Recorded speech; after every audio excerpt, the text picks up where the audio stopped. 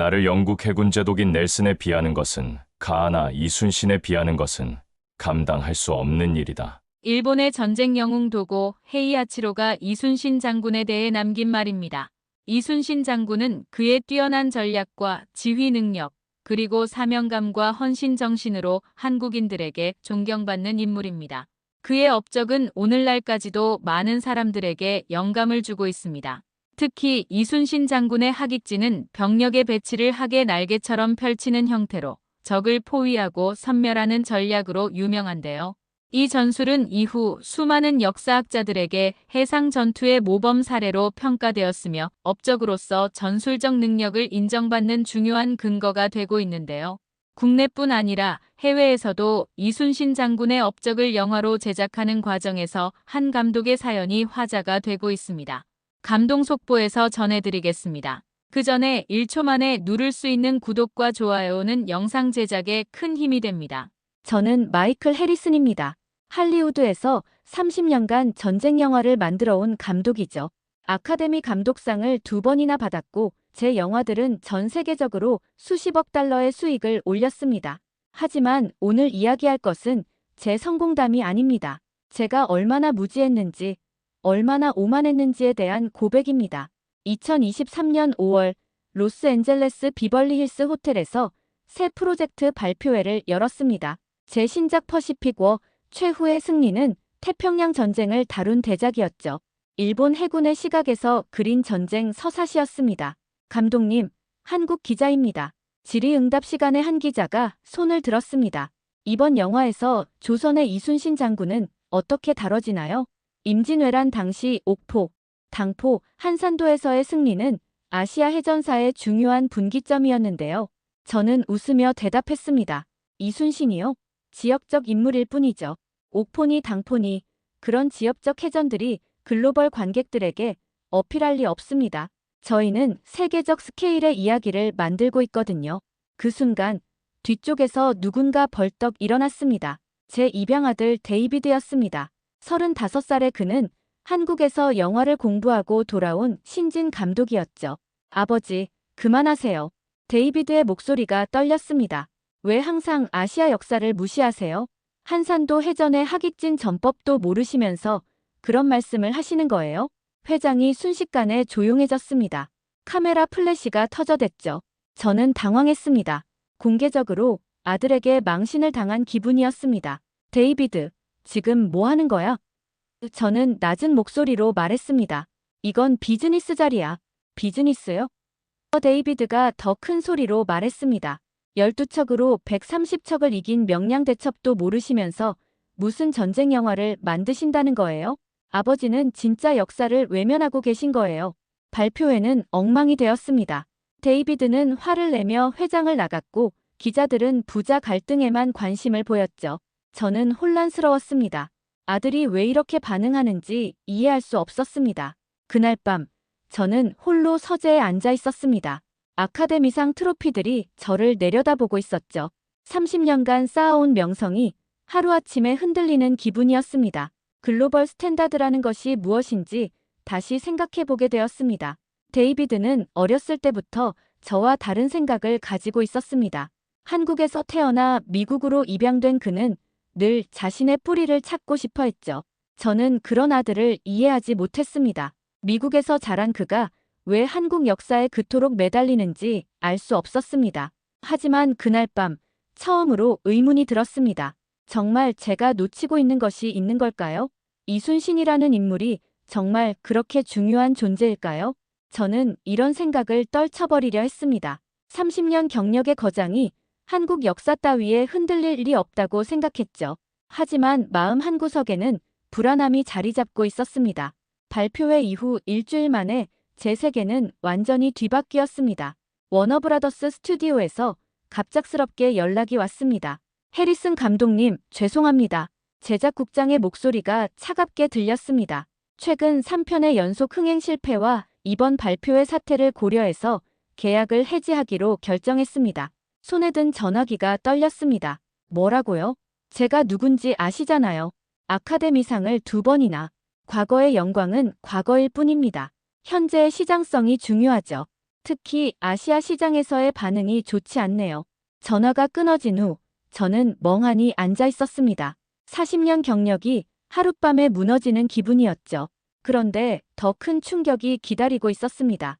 넷플릭스에서 제가 과거에 거절했던 이순신 프로젝트 영상이 소셜미디어에 퍼지기 시작했습니다.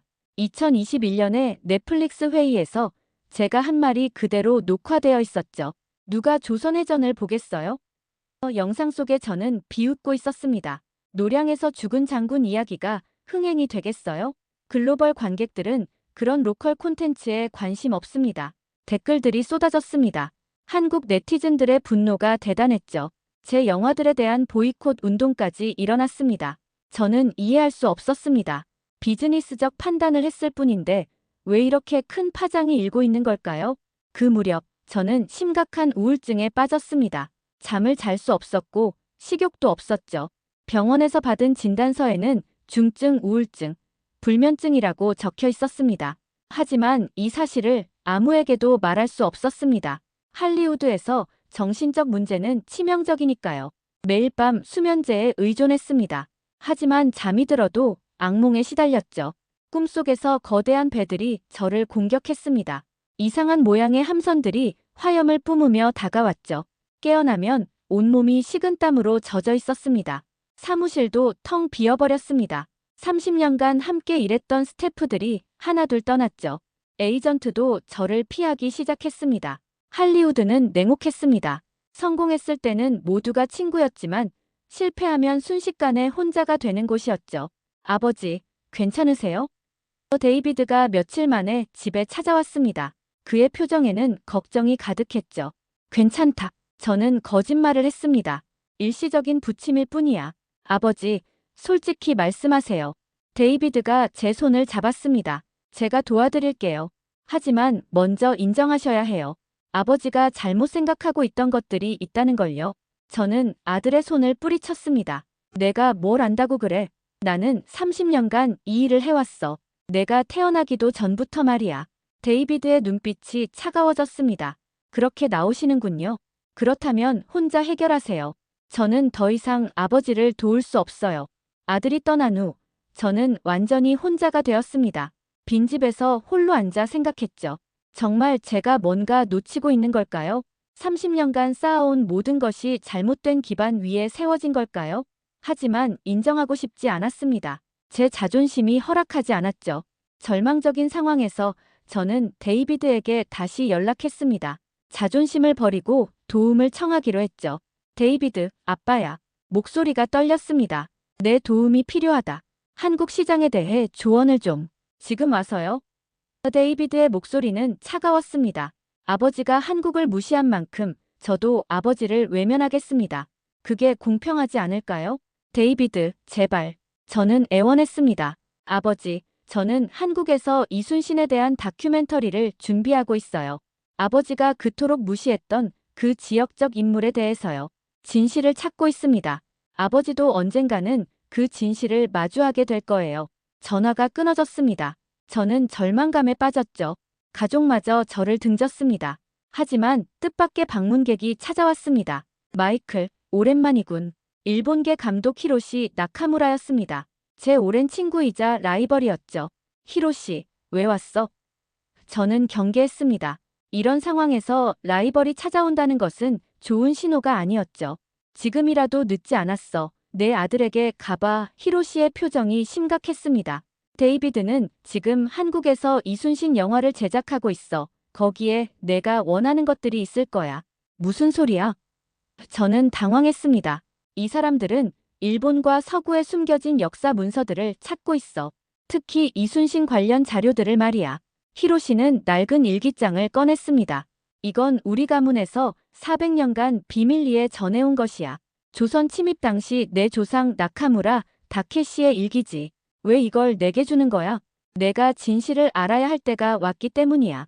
데이비드를 이해하려면 말이야. 그날 밤 저는 히로시가 준 일기를 읽었습니다. 한자와 일본어가 섞여 있어서 번역하기 어려웠지만 충격적인 내용들이 있었죠. 옥포에서 첫 패배를 당했다. 조선 수군의 전술이 예상과 달랐다. 당포에서 또 졌다. 연속 패배다. 한산도에서는 완전히 괴멸당했다. 하객진이라는 전법에 우리는 속수무책이었다. 이순신이라는 자는 신이 아닌가 싶다. 가슴이 두근거렸습니다. 400년 전 일본 무사가 직접 기록한 내용이었죠. 이순신에 대한 경외감이 글자 그대로 전해져 왔습니다. 그때 저는 아버지의 유품 상자를 떠올렸습니다. 지하실에 방치해 두었던 한국 전쟁 참전 관련 물건들 말이죠. 상자를 열어보니 아버지가 쓴 일기가 있었습니다. 1951년 한국에서 만난 한 노인이 이야기해줬다. 이순신이라는 장군에 대해서. 그분은 난중일기라는 것이 있다고 했다. 그 장군의 진짜 마음을 알 수 있다고 했다. 조선의 바다에서 들은 그 이야기들을 잊을 수 없다. 아버지도 이순신에 대해 알고 있었던 것입니다. 하지만 저에게는 한 번도 말씀하지 않으셨죠. 왜였을까요? 저는 혼란스러웠습니다. 모든 것이 연결되어 있는 것 같았습니다. 데이비드의 집착, 히로시의 경고, 아버지의 비밀. 그 중심에는 항상 이순신이라는 이름이 있었습니다. 더 이상 미룰 수 없었습니다. 진실을 찾기 위해 한국으로 가기로 결심했죠. 데이비드를 구하고 제 자신의 의문도 풀어야 했습니다. 히로시가 인천공항까지 배웅을 나왔습니다. 마이클, 조심해. 한국에서 내가 발견하게 될 것들은 내 인생을 완전히 바꿀 수도 있어. 무슨 의미야?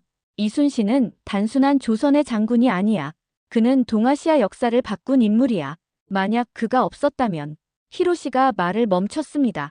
직접 확인해봐. 한국 땅에 발을 딛는 순간 이상한 감정이 들었습니다. 20년 전 이곳에서 영화를 촬영했을 때의 기억이 되살아났죠. 그때 만났던 사람들, 특히 이수진의 모습이 떠올랐습니다. 서울 시내를 걷다가 우연히 한 카페 앞에서 멈춰 섰습니다. 창문 너머로 보이는 여성의 뒷모습이 익숙했죠. 심장이 빠르게 뛰었습니다. 문을 열고 들어가자 그 여성이 돌아봤습니다. 20년이 지났지만 한눈에 알아볼 수 있었습니다. 수진. 목소리가 떨렸습니다. 이수진은 차갑게 응시했습니다. 오랜만이네요, 마이클. 20년이 지났어도 당신은 여전히 똑같아 보이는군요. 수진, 나는. 말이 막혔습니다. 데이비드를 찾고 있어. 우리 아들을. 이제 와서 우리 아들이라고요? 이수진의 눈빛이 날카로웠습니다. 당신이 한국을 떠나면서 우리를 버렸을 때는 그런 생각이 없었잖아요. 20년 전의 기억이 생생했습니다. 제가 할리우드에서 성공하면서 이수진과 갓 태어난 데이비드를 버렸던 것이죠. 당시 저는 아시아 여성과의 관계가 제 경력에 도움이 안 된다고 생각했습니다. 얼마나 이기적이었는지 새삼 깨달았죠. 내가 큰 실수를 했다는 걸 알아. 저는 고개를 숙였습니다. 하지만 지금은 데이비드와 대화를 하고 싶어. 도와줘, 수진. 이수진은 오랫동안 저를 바라봤습니다. 그 눈빛 속에는 분노와 상처, 그리고 어쩌면 연민이 섞여 있었죠. 따라오세요. 이수진이 마침내 말했습니다. 데이비드뿐만 아니라 당신이 평생 잘못 알고 있던 역사의 진실도 보여드리겠어요. 이수진의 차를 타고 서울을 벗어났습니다. 목적지를 묻자 그녀는 미소를 지었죠. 한국영상자료원이에요. 거기에 당신이 찾는 모든 답이 있어요. 차 안에서 이수진이 말했습니다. 마이클, 당신은 이순신을 지역적 인물이라고 했죠. 하지만 곧 깨닫게 될 거예요. 그가 얼마나 세계사적 인물인지를요. 무슨 뜻이야? 1960년대 할리우드도 이순신을 연구했어요. 비밀리에 말이죠. 그 자료들이 한국에 남아있거든요. 충격이었습니다. 할리우드가 이순신을 연구했다고요? 그런 얘기는 처음 들었습니다. 스필버그 감독도 한때 이순신 영화를 구상했었어요. 하지만 포기했죠. 명량대첩이 12척 대 130척이라는 설정이 너무 비현실적이라고 생각했거든요. 관객들이 믿지 않을 거라고 했어요. 머리가 복잡해졌습니다. 제가 평생 무시했던 인물을 할리우드 거장들이 이미 주목하고 있었다는 것이죠. 그렇다면 저는 정말 무엇을 놓치고 있었던 걸까요? 한국영상자료원에 도착했을 때 저는 새로운 세계를 마주할 준비가 되어 있었습니다. 아니, 사실은 준비가 안 되어 있었죠. 곧 발견하게 될 진실들이 제 인생을 완전히 뒤바꿀 거라는 것을 그때는 몰랐습니다. 한국영상자료원의 지하층에 특별 보관소가 있었습니다. 이수진이 저를 안내했죠. 일반인에게는 공개되지 않는 곳이었습니다. 마이클, 여기서 보게 될 것들을 마음의 준비를 하세요. 이수진이 말했습니다. 당신의 세계관이 완전히 바뀔 거예요. 문이 열리자 첨단 장비들이 가득한 연구실이 나타났습니다. 대형 스크린, 홀로그램 장비, 그리고 수많은 역사 자료들이 있었죠. 해리슨 감독님이시군요. 한 남자가 다가와 인사했습니다. 박태준입니다. 이순신 전술연구팀 책임자죠. 박태준은 버튼을 눌렀고 방 중앙에 3D 홀로그램이 나타났습니다. 한산도 해전의 모습이었죠. 이것이 1592년 한산도 대첩의 실제 상황입니다. 박태준이 설명했습니다. 이순신 장군이 하깃진 전법을 사용해 일본 함대를 괴멸시킨 장면이죠. 눈이 휘둥그레졌습니다. 홀로그램 속에서 조선 함대가 학의 날개처럼 펼쳐져 일본 함대를 포위하고 있었죠. 전술의 정교함이 놀라웠습니다. 이건 현대 해군 전술로도 쉽지 않은 기동입니다. 박태준이 계속 설명했습니다. 완벽한 타이밍과 조율이 필요하죠. 믿기 힘드네요. 저는 중얼거렸습니다. 정말로 이런 일이 가능했을까요? 더 놀라운 것은 이겁니다. 박태준이 다른 자료를 꺼냈습니다. 1960년대 할리우드의 비밀 프로젝트 자료예요. 서류 제목을 보고 깜짝 놀랐습니다. 이순신 연구 프로젝트 마이너스 극비라고 적혀 있었죠. 할리우드 스튜디오들이 비밀리에 이순신을 연구했어요. 거북선의 구조, 전술, 그리고 리더십까지 모든 것을 분석했습니다. 자료를 넘기며 읽어봤습니다. 더 충격적인 내용이 있었죠. 스필버그 감독 인터뷰 기록이라는 제목의 문서였습니다. 명량 대첩은 12척 대 130척이라고. 이건 너무 비현실적이어서 관객들이 믿지 않을 것이다. 하지만 실제로는 일어난 일이라니. 이순신은 정말 대단한 인물이었다. 손이 떨렸습니다. 제가 평생 존경해온 스필버그 감독도 이순신을 인정했던 것이죠. 거북선도 보세요. 박태준이 또 다른 홀로그램을 보여줬습니다. 거북선의 정교한 구조가 3D로 나타났죠. 이 철갑 구조는 당시 기술로는 혁명적이었습니다. 유럽의 철갑함보다 300년이나 앞섰죠. 입이 벌어졌습니다. 이건 내가 아는 어떤 전함보다 앞선 설계네요. 맞습니다. 18세기 영국 해군도 이를 연구했어요. 프로젝트 터틀이라는 비밀 연구였죠. 뭐라고요? 영국 해군이. 박태준이 또 다른 자료를 보여줬습니다. 영국 해군성의 기밀 문서였죠. 조선의 거북선 연구 마이너스 최고 기밀이라고 적혀 있었습니다. 넬슨 제독도 이순신의 전술을 연구했어요. 트라팔가 해전에서 사용한 전술의 일부가 이순신의 하깃진에서 영감을 받았다는 기록이 있습니다. 충격의 연속이었습니다. 제가 평생 서구 해군사의 영웅으로 여겼던 넬슨이 이순신을 벤치마킹했다는 것이죠. 그리고 이것은 난중일기 원본입니다. 이수진이 유리 케이스 안의 고서를 가리켰습니다. 유네스코 세계기록유산으로 등재된 인류의 보물이죠. 난중일기를 보는 순간 감정이 북받쳤습니다. 400년 전 이순신의 육필이 생생하게 남아있었죠. 여기에는 이순신의 인간적인 고뇌가 담겨 있어요. 이수진이 번역본을 읽어줬습니다. 나라를 위해서라면 내 목숨쯤은 소중하지 않다. 하지만 가족들이 걱정된다. 눈물이 핑 돌았습니다. 영웅의 위대함뿐만 아니라 한 인간의 절절한 마음이 전해져 왔습니다. 이 사람은 진짜 영웅이었구나. 저는 중얼거렸습니다. 그날 저는 6시간 동안 그 보관소에 있었습니다. 보면 볼수록 충격적이었죠. 제가 30년간 만들어온 전쟁 영화들이 모두 가짜처럼 느껴졌습니다. 진짜 영웅의 이야기는 따로 있었던 것이죠. 마이클. 이수진이 제 어깨에 손을 올렸습니다. 이제 알겠어요? 당신이 찾던 진짜 영웅이 여기 있었어요. 저는 고개를 끄덕였습니다. 할 말이 없었죠. 평생 무시했던 이순신이 실제로는 세계사를 바꾼 인물이었다는 것을 깨달았습니다. 다음 날 이수진과 함께 부산으로 향했습니다. 데이비드가 그곳에서 다큐멘터리를 촬영하고 있다고 했죠. 부산 항구에서 데이비드를 만났을 때 처음에는 어색했습니다. 하지만 아들의 눈빛에서 진정성을 느꼈죠. 아버지, 정말 오실 줄 몰랐어요. 데이비드가 말했습니다. 내 안전이 걱정됐다. 저는 솔직하게 말했습니다. 그리고 진실을 알고 싶었다. 데이비드는 저를 촬영 현장으로 안내했습니다. 한국 해군 전문가들과 역사학자들이 모여 있었죠. 아버지, 오늘은 명량 해협을 직접 체험해 보실 거예요. 데이비드가 설명했습니다. 12척으로 130척을 막았던 그 현장을 말이죠. 작은 배를 타고 명량해협으로 들어갔습니다. 해협이 정말 좁았어요. 폭이 300m도 안 되는 곳이었죠. 여기서 조류가 시속 20km로 흘러요. 해군 전문가가 설명했습니다. 이순신은 이 조류를 이용해서 일본 함대를 혼란에 빠뜨렸습니다. 배가 조류에 휩쓸리는 것을 느꼈습니다. 물살이 정말 거셌어요. 이 좁은 곳에서 어떻게 130척을 12척으로 막았지? 저는 경이로워했습니다. 바로 이순신의 천재성이에요. 데이비드가 자랑스럽게 말했습니다. 지형과 조류를 완벽하게 계산한 전술이었죠. 다음 날에는 한산도를 방문했습니다. 하객진 전법이 펼쳐졌던 바로 그 바다였죠. 한국 해군에서 하객진 전법 시연을 보여줬습니다. 여러 척의 함정이 학의 날개처럼 펼쳐지며 적을 포위하는 모습이었어요. 이건 내가 본 어떤 전술 영화보다 완벽하다. 저는 감탄했습니다. 정교한 타이밍과 완벽한 조율. 현대 해군도 쉽지 않을 텐데 400년 전에 이런 전술을 구사했다는 것이 놀라워요. 해군 장교가 말했습니다. 현재 우리도 이순신의 전술을 연구하고 있어요.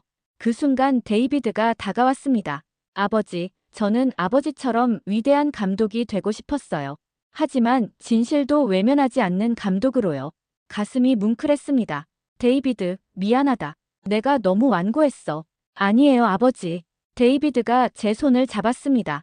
지금이라도 깨달으신 것만으로도 대단해요. 저녁에는 노량해협을 방문했습니다. 이순신이 마지막 전투를 치른 곳이었죠. 이순신은 여기서 마지막까지 싸우다 전사했습니다. 데이비드가 설명했습니다. 승리를 확신하고도 마지막 순간까지 긴장을 늦추지 않았어요. 바다를 바라보며 깊은 감동을 느꼈습니다. 이곳에서 400년 전 한 영웅이 나라를 위해 목숨을 바쳤다는 것이죠. 내 죽음을 적에게 알리지 말라. 저는 이순신의 마지막 말을 되뇌었습니다. 개인보다 대의를 우선시한 진정한 리더였구나. 그날 밤 데이비드와 오랫동안 대화했습니다. 20년간 쌓인 오해들이 풀렸죠. 아버지, 이제 이해하시겠어요? 데이비드가 물었습니다. 이순신은 단순한 조선의 영웅이 아니에요. 그는 세계사의 흐름을 바꾼 인물입니다. 저는 고개를 끄덕였습니다. 그래, 이제 알겠다. 내가 30년간 만든 전쟁 영화가 모두 가짜처럼 느껴진다. 진짜 영웅의 이야기는 따로 있었구나. 이수진도 우리 대화에 합류했습니다. 마이클, 당신이 마침내 진짜 이야기를 찾았네요. 그 순간 저는 결심했습니다. 이순신의 이야기를 영화로 만들겠다고 말이죠.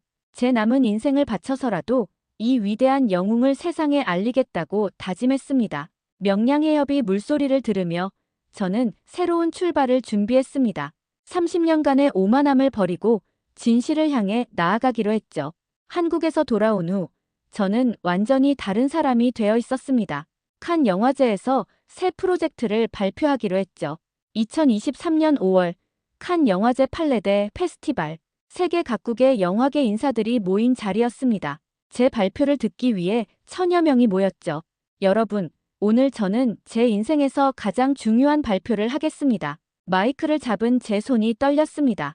그것은 바로 제 자신의 무지함을 인정하는 것입니다. 청중들이 웅성거렸습니다. 세계적 거장이 무슨 말을 하는 것인지 궁금해했죠.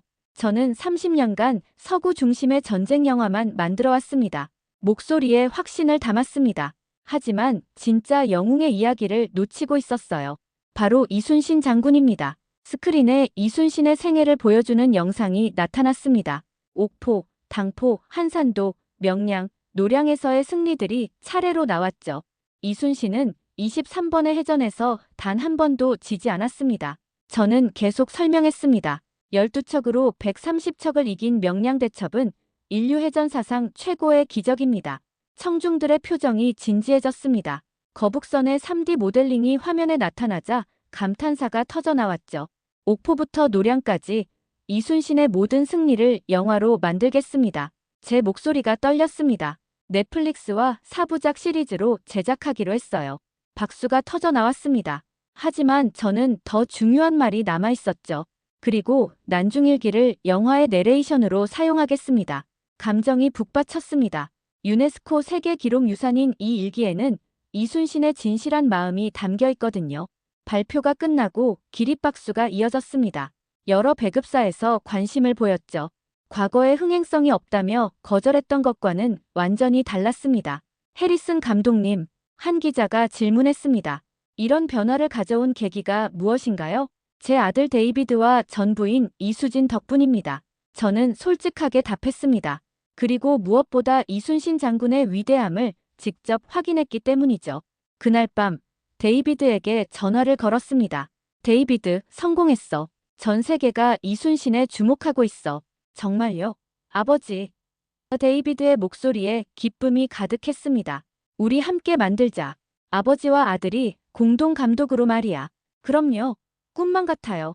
넷플릭스에서는 역대 최대 규모의 예산을 제안했습니다. 한국, 일본, 미국 합작으로 진행하기로 했죠. 해리슨 감독님의 용기에 감사드립니다. 넷플릭스 아시아 총괄이 말했습니다. 이런 글로벌 프로젝트가야말로 진정한 콘텐츠입니다. 저는 우울증도 극복했습니다. 새로운 목표가 생기니 삶의 의미가 되살아났죠. 이순신이라는 위대한 영웅을 세상에 알리는 것, 그것이 제 새로운 사명이었습니다. 밤마다 난중일기를 읽었습니다. 이순신의 고뇌와 의지가 저에게 힘을 줬죠. 나라를 위해서라면. 그의 정신이 저를 지탱해줬습니다. 이순신 불멸의 바다 제작이 시작되었습니다. 한국의 부산, 진해, 여수에서 대규모 촬영이 진행되었죠. 저와 데이비드가 공동 감독을 맡았습니다. 첫 번째 에피소드는 옥포대청이었습니다.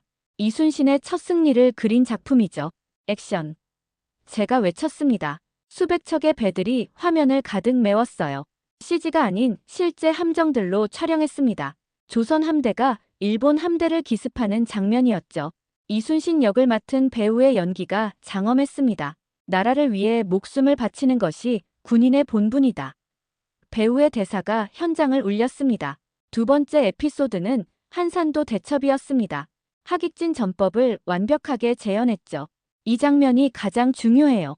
데이비드가 말했습니다. 하객진의 아름다움을 보여줘야 해요. 드론으로 하늘에서 촬영한 하객진 장면은 정말 장관이었습니다. 마치 실제 학이 날개를 펼친 것 같았죠. 세 번째 에피소드는 명량 대첩이었습니다. 12척 대 130척의 불가능한 승리를 그렸어요. 명량 해협에서 실제 촬영할 때 저는 깊은 감동을 느꼈습니다. 여기서 정말 기적이 일어났구나. 마지막 에피소드는 노량해전이었습니다. 이순신의 마지막 전투이자 승리였죠. 내 죽음을 적에게 알리지 말라. 그 배우가 마지막 대사를 외쳤습니다. 현장의 모든 스태프가 숙연해졌어요. 촬영 중간중간 건강이 나빠졌습니다. 우울증은 극복했지만 과로로 몸이 약해졌죠. 하지만 포기할 수 없었습니다. 아버지, 쉬세요. 데이비드가 걱정했습니다. 아니다. 저는 고개를 저었습니다. 이순신도 마지막까지 싸웠어. 나 역시 끝까지 해내겠다. 이수진도 프로듀서로 합류했습니다. 20년 만에 다시 함께 일하게 된 것이죠. 마이클, 당신이 마침내 진짜 이야기를 찾았네요. 이수진이 미소 지으며 말했습니다. 수진, 고마워. 내가 없었다면 불가능했을 거야. 우리는 자연스럽게 가까워졌습니다. 과거의 상처들이 치유되었죠. 2024년 아카데미 시상식, 이순신 불멸의 바다가 여러 부문에 노미네이트 되었습니다. 그리고 올해의 감독상은 발표자가 봉투를 열었습니다. 마이클 해리슨과 데이비드 김, 부자가 함께 상을 받는 역사적인 순간이었습니다. 무대에 올라 마이크를 잡았죠. 이 상을 옥포, 당포, 한산도, 명량, 노량에서 싸우신 이순신 장군에게 바칩니다. 목소리가 떨렸습니다. 그분이 없었다면 오늘의 아시아, 오늘의 세계도 없었을 것입니다. 기립박수가 터져 나왔습니다. 전 세계가 이순신을 기억하는 순간이었죠. 수상 후 이수진과 재결합했습니다. 가족이 다시 하나가 된 것이죠. 당신이 마침내 진실을 찾았네요. 이수진이 말했습니다. 우리 모두 함께 찾은 거야. 저는 답했습니다. 마지막 촬영은 노량해협에서 했습니다. 이순신이 전사한 바로 그 자리였죠. 액션. 제가 마지막으로 외쳤습니다. 촬영이 끝나고 모든 스태프들이 환호했습니다. 2년간의 대장정이 막을 내린 순간이었어요. 바다를 바라보며 생각했습니다. 이순신은 400년 전 이곳에서 마지막 숨을 거두었지만 그의 정신은 영원히 살아있다고 말이죠. 영화 엔딩 크레딧에는 난중일기 원문이 흘러나왔습니다. 이 영화를 이순신 장군과 진실을 찾는 모든 이들에게 바칩니다라는 자막과 함께요. 이제 전 세계 사람들이 이순신을 알게 되었습니다. 제 인생 최고의 작품이었죠. 단순한 영화가 아니라 역사의 진실을 알리는 메시지였습니다. 저는 깨달았습니다. 진짜 영웅은 화려한 곳에 있는 것이 아니라 진실을 지키기 위해 싸우는 곳에 있다는 것을요. 이순신처럼 그리고 진실을 찾아 나선 우리 모두처럼 말입니다. 세계가 우러러보는 충무공 이순신 영상을 만드는 내내 자랑스러움이 샘솟았습니다. 여러분은 어땠나요? 이 영상이 여러분의 마음에 자랑스러움을 새겨줬다면 따뜻한 응원의 댓글 부탁드립니다. 지금까지 감동속보였습니다. 감사합니다.